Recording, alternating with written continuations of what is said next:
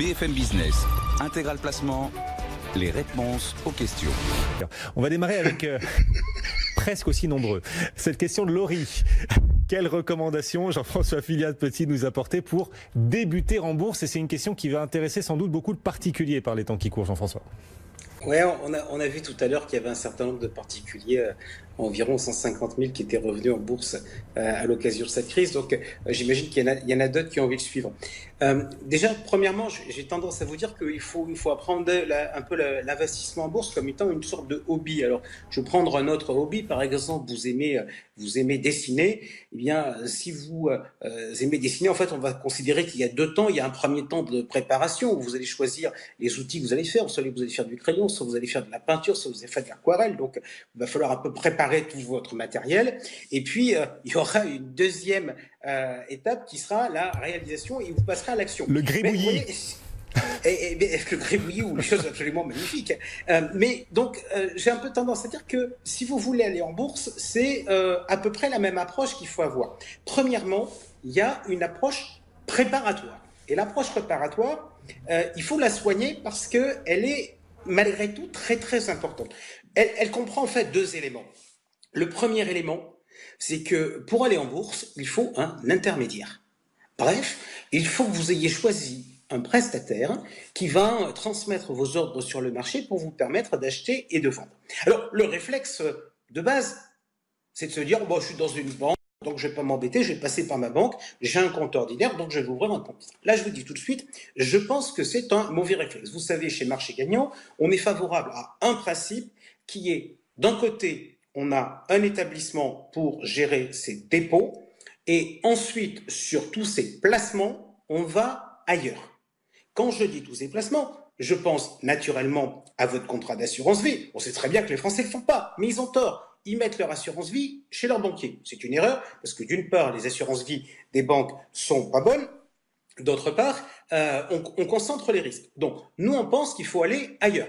On a vu que dans les nouveaux arrivants sur les marchés financiers lors de cette crise, les gens étaient plutôt dans les banques à réseau, alors que très clairement, les tarifs sont beaucoup plus compétitifs chez ce que l'on appelle, pardonnez-moi l'expression, les courtiers en ligne, bref, les Fortunéo, Bourse Directe, Boursorama, etc., qui en fait sont des historiques courtiers en ligne, puisque si je prends notamment le cas de Boursorama et de Fortunéo, vous avez vu que ces deux établissements se sont déplacés vers une structure de banque en ligne, notamment en permettant une activité crédit. Donc, premier élément préparatoire qui est un élément important, c'est de choisir son établissement. Vous allez être amené à passer un certain nombre d'étapes dont les épargnants trouvent qu'elles ne sont pas toujours très rigolotes, notamment quand on doit remplir le questionnaire MIF qui vous demande un peu votre profil.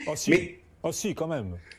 Mais toutefois, c'est nécessaire. Donc, dans la préparation, le premier sujet important, c'est le choix de l'intermédiaire, préférence au courtier en ligne. Deuxième élément, Guillaume, qui est important, très important. Le premier élément, il va impacter le niveau de vos frais. Moins vous paierez de frais, plus vous gagnerez d'argent. Le deuxième élément, il est tout aussi capital. Pourquoi ? Parce qu'il va impacter votre fiscalité. Vous pouvez investir en actions dans différentes enveloppes fiscales et les deux principales, c'est le compte titre ou le plan d'épargne en actions. Et dans les deux cas, vous ne pouvez pas faire exactement la même chose. Par exemple, si vous voulez faire de l'effet de levier, vous ne pouvez pas faire de l'effet de levier sur le plan d'épargne en actions, mais vous n'avez pas non plus du tout la même fiscalité. Pourquoi ? C'est que le PEA, qui est incontestablement l'enveloppe que je recommande pour quelqu'un qui a envie d'investir, eh bien, le PEA a un avantage non négligeable, c'est que vous échappez à l'impôt sur toutes vos transactions. Vous avez juste à payer à la sortie les prélèvements sociaux, donc pas d'impôt sur le revenu. Le compte titre va être en revanche plus adapté pour ce que je vais appeler les joueurs et ce que je vais aussi un peu appeler les seniors. Pourquoi ? C'est que, en pratique, mais les seniors qui ont l'ambition de faire de la transmission, c'est que le PEA n'est pas transmissible, alors que sur un compte titre, vous pouvez transmettre vos titres et surtout, vous pouvez éventuellement les démembrer, par exemple, en gardant les revenus pour vous et en transmettant la nue propriété à vos enfants. Toujours est-il que si la démarche de Laurie, c'est de se dire, chouette, j'ai envie d'aller en bourse parce qu'il y a sûrement des opérations à faire et je pense qu'il faut avoir des actions en portefeuille et je suis prêt à franchir le pas aujourd'hui. Donc, mes 2 premières recommandations sur la phase préparatoire, c'est 1, vous ouvrez un compte plutôt chez un courtier en ligne et 2, comme enveloppe fiscale, vous préférez plutôt le PEA. Ça, c'est la phase préparatoire. Et puis après, on passe à la phase action. Et alors là, la phase action, là, les conseils, la méthodologie de marché gagnant vous en donne plein. Moi, je vous en donnerai un tout simple. Pour pas qu'on passe toute la séquence de questions-réponses sur la question de Laurie, c'est tout simplement qu'il faut être vigilant sur l'exécution de ces ordres. Vous avez une chance absolument formidable quand vous achetez en action, ce qui n'est pas le cas, par exemple, quand vous faites des unités de compte en assurance vie ou quand vous achetez des SICAV. C'est que vous pouvez définir votre prix d'achat.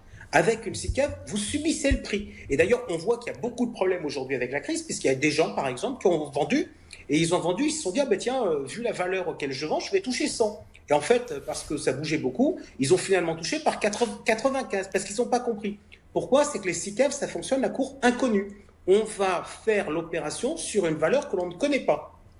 En bourse, vous pouvez passer un ordre à cours limité. Un ordre à cours limité, ça veut dire quoi? Ça veut dire que il y a une action, par exemple, elle vaut 25. Eh bien, vous passez votre ordre en disant « je ne veux pas l'acheter plus de 24 ». Eh bien, vous passez un ordre à cours limité à 24. Et tant que l'action n'arrive pas à 24, eh bien, vous n'achetez pas. Ça vous permet de contrôler le prix. Contrôler le prix, c'est quelque chose qu'on connaît en immobilier. On achète cet immeuble, cet appartement, il vaut tant de milliers d'euros, j'accepte ce prix-là ou je ne l'accepte pas. La bourse, c'est pareil, c'est pas la même chose sur les unités de compte et sur les SICAV. Voilà quelques repères pour ceux qui souhaitent débuter en bourse. D'abord, bien choisir son enveloppe, en effet, et puis voilà, un conseil, une méthodologie signée Marché Gagnant pour choisir du mieux possible les actions dans lesquelles vous allez investir. Et on en parle tous les jours aussi sur BFM Business.